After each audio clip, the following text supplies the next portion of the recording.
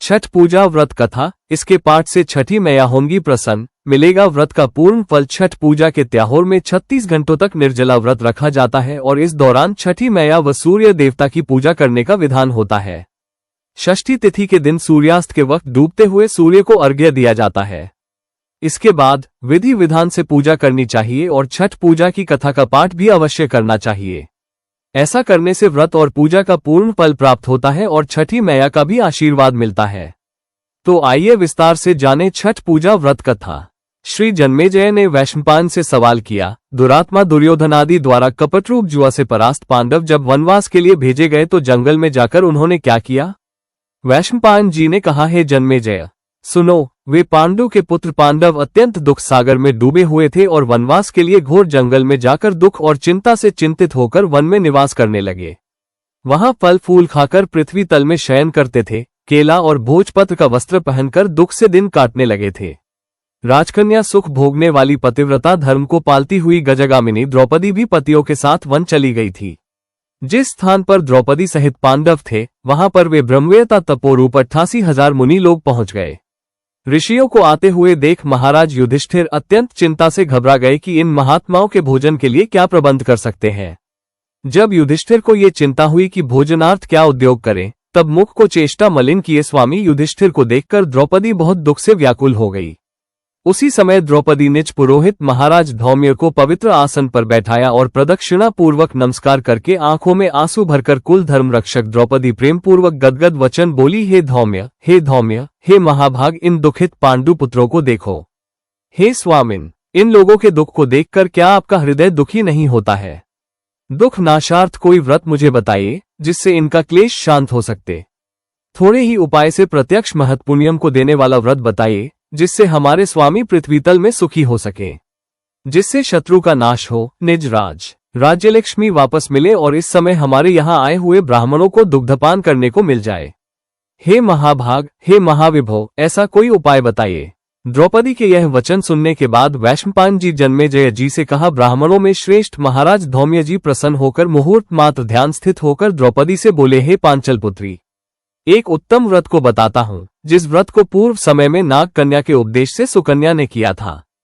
हे महाभागे, स्त्रियों के साथ तुम अनेक विघ्नों को शांत करने वाला रवि षष्ठी व्रत करो। द्रौपदी ने सवाल किया, है विप्र, आपके द्वारा बताया हुआ व्रत कैसा है और उसकी विधि क्या है? इस व्रत में किसका पूजन किया जाता है और वह नाग कन्या कौन थी और किस लिए उसने इस उत्तम व्रत को किया था? हे महाभाग, वो सुकन्या अत्याश्चर्य रूपी व्रत को करने वाली कौन थी? हे शरणागत वत्सल, मेरे इस संशय का आप निवारण करो। द्रौपदी के प्रश्नों को सुनकर धौम्य जी ने उत्तर दिया, हे देवी, सत्ययुग में एक शर्याती नामक राजा थे जिनकी 1000 स्त्रियां थी जिनसे एक ही कन्या उत्पन्न हुई थी। उस राजा की कन्या को कर दूसरा संतान न होने के कारण वह कन्या अति प्रिय थी और वह अपने पिता के घर में वृद्धि को प्राप्त होने लगी। जब कुछ समय बीत गया तो वह कन्या चंद्रवत मुख, कमलवत नेत्र और कुंभतनी होती हुई युवावस्था को प्राप्त हुई। बाल्यावस्था से ही वो कन्या अपने पिता को प्राण के समान प्रिय थी। इस पृथ्वी लोक में उसके सदृश दूसरी कोई ऐसी कन्या नहीं थी कि जिसको हमने देखा हो। इसी के चलते उसका सुकन्या नाम पड़ा। एक समय राजा शर्याती मृगया शिकार के लिए गए। मंत्री, सेना, बड़े बड़े योद्धा और पुरोहित को संग में लेकर घोर जंगल में चले गए। शिकार खेलने के निमित्त राजा को जंगल में रहते हुए 10 दिन हो गए। राजा शर्याती दिन में शिकार खेलने के बाद रात्रि में स्त्रियों के साथ क्रीड़ा करते हुए जंगल में निवास करने लगे। एक समय सखियों के साथ सुकन्या फूल लेने के लिए जंगल पहुंची। वहां च्यवन मुनि का स्थान था।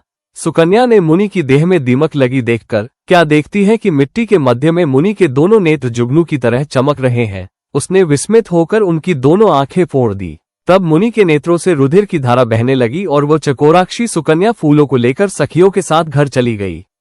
च्यवन मुनि के नेत्र सुकन्या द्वारा जो फोड़ दिए गए, इससे राजा और सेना का मल मूत्र आदि सब बंद हो गया और सभी ने हाहाकार करना शुरू कर दिया। जब 3 दिन और रात व्यतीत हो गई तो व्याकुल होकर अपने पुरोहित से राजा ने पूछा, हे मुनिसत्तम, किस लिए हमारा मलमूत्र बंद हो गया, यह आप दिव्य दृष्टि से देखकर बताइए। पुरोहित जी ने बताया, हे राजन, भार्गववंशी च्यवन नामक एक ऋषि इस वन में घोर तपस्या कर रहे हैं, जिनके शरीर में दीमक लगकर मांस खा गए हैं और हड्डी मात्र मिट्टी से लिपटी हुई है। हे राजन, आपकी कन्या ने अज्ञानतावश उन महाराज के दोनों नेत्र कांटों से फोड़ दिए हैं, जिससे रुधिर बह रहा है। उन्हीं के क्रोध से ये कष्ट हुआ है। हे राजन, अब आप उनको प्रसन्न कीजिए और अपनी कन्या को उन्हें दे दीजिए। कन्या दान से यह मुनि च्यवन जी प्रसन्न हो उठेंगे। पुरोहित के वचन सुनने के पश्चात राजा शर्याती सुकन्या को अपने साथ लेकर ऋषि के पास गए और जल छोड़ने पर हड्डी मात्र के दर्शन हुए। नेत्रहीन ऋषि को देखकर राजा बोले, हे प्रभो, मेरी कन्या से अनजाने में यह अपराध हो गया है जिससे आपके ये नेत्र फूट गए। हे मुनिवर, आपकी सेवा के हेतु हम अपनी कन्या आपको सौंप रहे हैं, जिसमें आपको कष्ट न हो। राजा के वचन सुनकर ऋषि जी बड़े प्रसन्न हो गए और उसी समय राजा शर्याती ने सुकन्या को ऋषि के लिए दान कर दिया। राजा से कन्या पाकर मुनि अति प्रसन्न हो गए और उनका क्रोध शांत हो गया। तब राजा को मलमूत्र हुआ और सेना सहित प्रसन्न चित्त राजा अपने देश को चले गए। वहां सुकन्या नेत्रहीन च्यवन जी की सेवा करने लगी। सुकन्या कार्तिक मास में एक दिन जल हेतु पुष्करिणी छोटे तालाब में गई। वहां उसने अनेक आभूषणों से युक्त नाग कन्या को देखा। श्री कश्यप जी के यज्ञ मंडप में सूर्य भगवान का पूजन करती हुई नाग कन्या को देखकर सुकन्या धीरे से उनके पास गई और पूछा कि हे महाभागे, आप क्या करती हैं? किस कारण यहाँ पर आए हैं? सुकन्या के इस वचन को सुनकर नाग कन्या बोली, हे साध्वी, मैं नाग कन्या हूँ, व्रत धारण कर कश्यप जी के पूजनार्थ यहाँ आए हूँ। सुकन्या बोली, इस व्रत और पूजा का क्या प्रभाव है और क्या फल है? इसकी पूजा की विधि क्या है? किस महीने और किस तारीख को इस उत्तम व्रत को किया जाता है? नाग कन्या ने बताया, कार्तिक शुक्ल षष्ठी को सप्तमी युक्त होकर सर्व मनोरथ सिद्धि के लिए इस व्रत को किया जाता है। व्रती को पंचमी के दिन नियम से व्रत को धारण करना चाहिए। शाम के वक्त में खीर का भोजन करके पृथ्वी पर सोना चाहिए। छठ के दिन व्रत रहे। दिन में 4 रंगों से सुशोभित मंडप में सूर्य नारायण की पूजन करें और रात में जागरण करें। अनेक प्रकार के फल और पकवान आदि का नैवेद्य और सूर्य नारायण की प्रीति के लिए गीत वाद्य आदि से गा बजाकर उत्सव मनाना चाहिए। जब तक सूर्य नारायण के दर्शन न हो जाए तब तक व्रत धारण किए रखना चाहिए। सुबह के समय सप्तमी को सूर्य नारायण के दर्शन करके अर्घ्य दें। दूध, नारियल, कदली फल, पुष्प, चंदन से सूर्य के 12 नामों उच्चारण करते हुए और प्रत्येक नाम से दंडवत प्रणाम करते हुए अर्घ्य दें। जगत के सविता, जगत के नेत्र, जगत के उत्पत्ति पालन नाश के हेतु त्रिगुण रूप, त्रिगुणात्मा ब्रह्मा विष्णु शिव रूप सूर्य नारायण को नमस्कार है। इस प्रकार इस व्रत को करने से सूर्य नारायण महाघोर कष्ट को दूर करके मनोवांछित फल देते हैं।